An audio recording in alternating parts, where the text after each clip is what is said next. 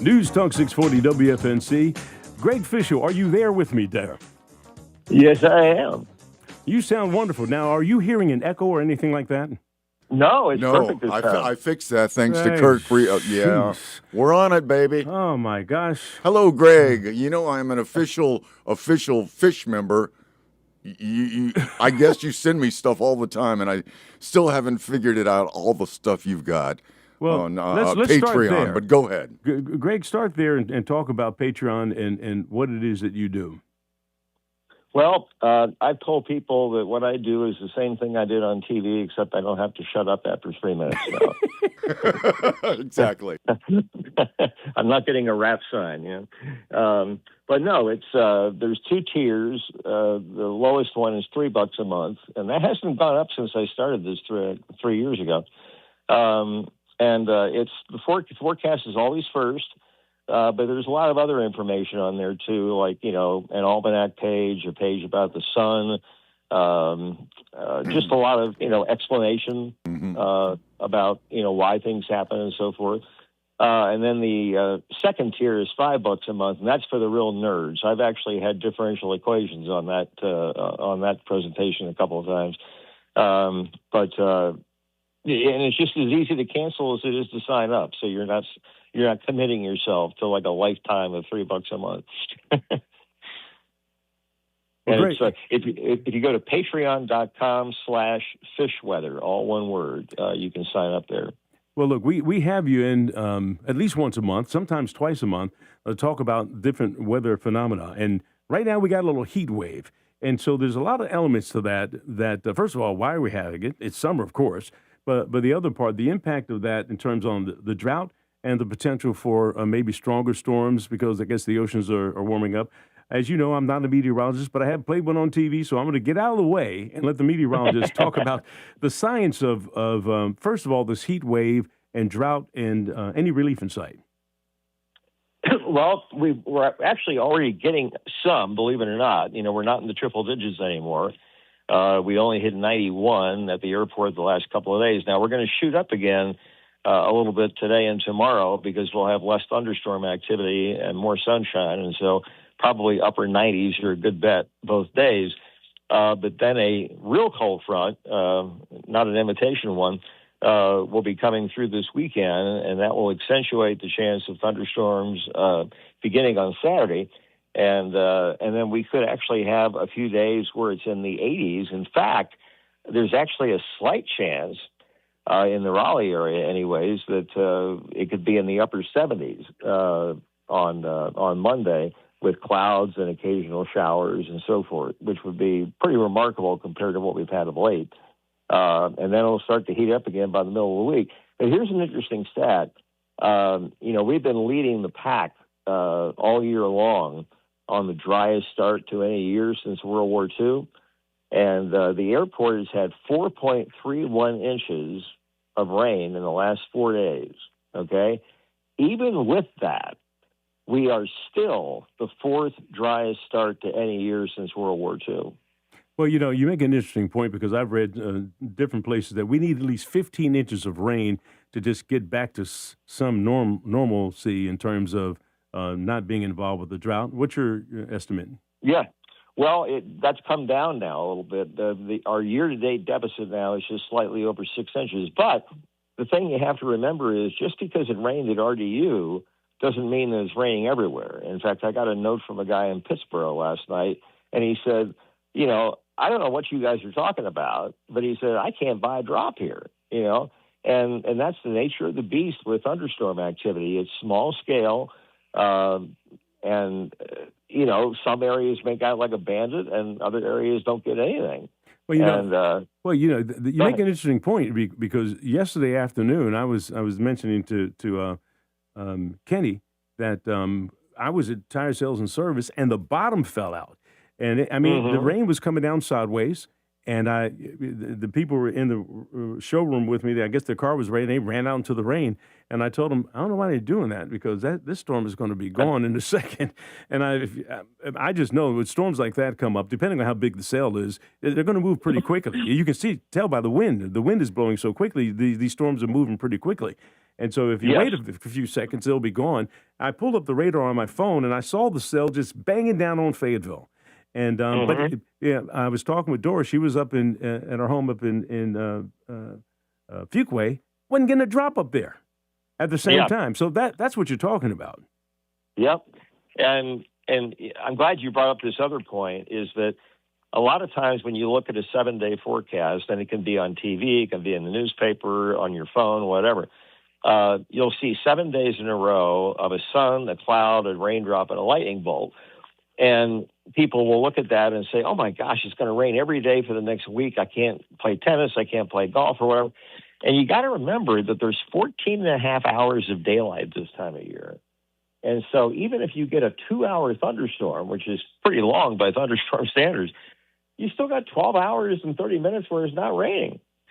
And so I've always felt like those symbols make things look worse than it's really going to be.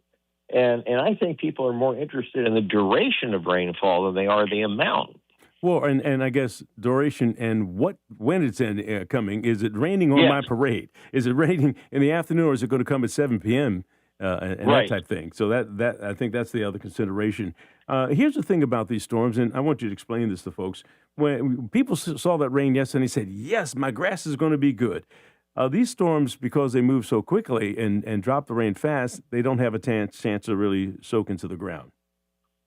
Yes. In fact, when you mentioned that we need 15 inches to end the drought, that's in 1 month.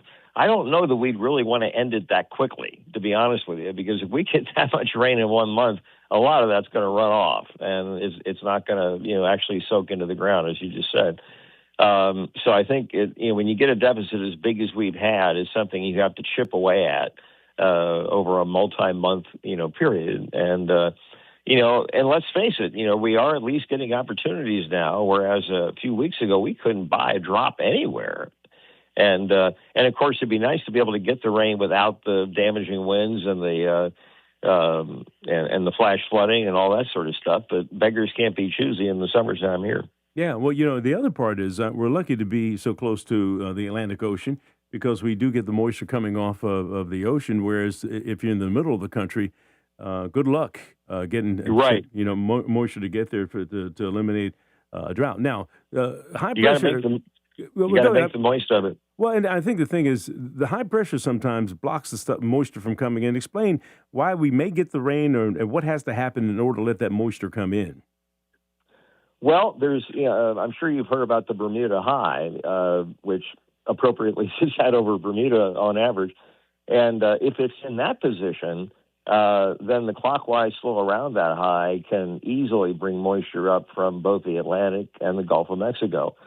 But every once in a while, we'll get a situation where the ridge will actually extend westward from the Atlantic into the southeastern and south central part of the United States. And if that happens, then that basically cuts off the flow of moisture this far northward. And it also, underneath the ridge, you have sinking motion, and sinking motion is the enemy of thunderstorms. Thunderstorms, the air wants to go up. And if you got a big ridge in the upper atmosphere with sinking motion, that sort of kills that. So it's one of those things where it all depends on the positioning of these systems in the upper atmosphere, and every summer is different. All right, so we got the heat that's in the area right now, the projected high, at least down here in Fayetteville, and then there's a distinct difference between the forecast in Fayetteville and Raleigh. And you've known that for years in terms of the temperature difference between the two locations. It's supposed to feel like 103 down here with a high of about 98. This heat wave as it comes in, and we've already had the National Hurricane Center put out its prediction for this year. The heat impacting the ocean temperature, what does that do in terms of the intensity of storms?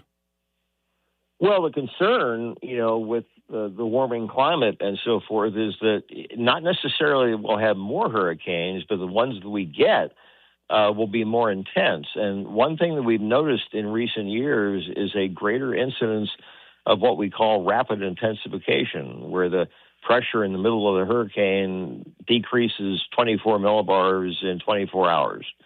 Millibars just being a metric unit of pressure. And so, that's the fuel for these storms is the warm water. And the other thing is the depth of the warm water. Like if the warm water is shallow, like just near the surface, and it's cold right underneath that, well, if the hurricane starts to stir that water up, that cold water is going to come to the surface and everything is going to get killed. But if you have deep warm water, you can stir it up all you want, and it's still going to be warm at the surface, and the storm will continue to grow and intensify. So, that's an important consideration. But the thing about it is, with El Niños, which is what we're going into now, that tends to increase what we call the vertical wind shear over the Atlantic, and that basically rips these tropical systems apart, the ones that are moving off the coast of Africa and move westward, toward North America. If you have strong upper-level westerly winds, but the system is moving toward the west, it just tears it apart. But, and there's always a but, it only takes one. Okay, Hurricane Andrew in 1992 occurred in a below normal hurricane season. There were only, I think, 6 or 7 named storms that year. But if you tell anybody in Homestead, Florida, there was a below normal season, they'll kill you. Oh yeah, we sent Tom Lawrence down there from WRAL to cover that, and Tom was one of our producers. I guess he was the one that was available to get on the plane to head down with some of the troops from Bragg that were going to provide some relief. And he didn't take any clothes with him and stuff. He just what he had. You remember Tom? He was that kind of guy. Absolutely. And so he got down there and realized he didn't have any clothes, and the Walmarts, everything was blown away. I mean, there was nothing down there for him to get anything. And you're right, Homestead was blown off the map just about. And these storms can wreak havoc very quickly. I think, was that a Cat 5? Yes. Yeah. One of only 4 Cat 5s to ever hit the U.S. Yeah. Well, Hurricane Gilbert was a Cat 5, and that has been retired. They retired that name, and somebody told me to resign this morning too on a different issue here, but that has nothing to do with hurricanes. Well, look, Greg, we appreciate you coming in and talking with us at least once a month to bring us up to date. Our folks at CBS 17 do a great job with the weather for us, and you're able to provide us a little bit more in-depth analysis because we only talk with Rachel Dunsing and some of the other folks there. Just for the forecast pretty quickly. But I like having a chance to talk in depth about what's happening for us right now and you get your long-term kind of view and perspective on what's happening with the weather and the heat wave. Before we get you out of here, one more chance. How can people see you? Yeah, they can. I guess you can find out where I live and peer through the window. I know where he lives. Look, you got to watch out because I got you up on camera. You do know where he lives, don't you? I don't want to talk about it. I have ways. Fish. And I'm glad to be a proud carrying member of the Fish official forecast, and that's right. Fish, what you taught me, see, everybody says go to Patreon. You have to go to Patreon/Fish, or if I wanted to find somebody else, Patreon/, correct? Yep, that's exactly right. Patreon.com/fishweather. All right. Well, Fish, we appreciate you. I appreciate your friendship. And as I always say in parting, one day you and I are going to get back on a golf course. We'll have to make that happen. Yep. It's been a little bit rough doing that, and it's a fair way to go to get to the course. Oh, my gosh. Here he is. All right. Greg Fishel, former WRAL, long-time. Did he do that? Did he do that on TV? No. Okay. No, he didn't do it on TV. Imagine playing 18 holes of golf with him, and every hole there's a joke. I hit a couple of balls in the woods on purpose. I said, Greg, I'll be back. It's just a few. Do you know that the story about it's always safe to hit a 2-iron even in a thunderstorm because even God can't hit a 2-iron? That is Greg Fishel, y'all. Send all notes and things to his email address. Patreon. All right, Patreon. Greg, we appreciate you. Thank you so much for joining us. Take care. All right. You're listening to News Talk 640 WFNC. We've got Fayetteville's most dependable forecast right now with CBS 17 meteorologist Rachel Dunsing. Today will be partly cloudy with a high of 97 and feeling like 103. A stray shower is also possible. Tonight will be mostly clear with a low of 78. Friday will be partly cloudy with a high of 98 with afternoon thunderstorms. Saturday is going to remain hot with late day storms before a slight dip in temperatures arrives for Sunday and Monday. That is your Fayetteville forecast. I'm CBS 17 meteorologist Rachel Dunsing. All right, Rachel, thank you so much. Right now, 80 degrees in Fayetteville, Hope Mills, and in Bun Level. Bun Level? You're listening to News Talk 640. We're WFNC. If you have unfiled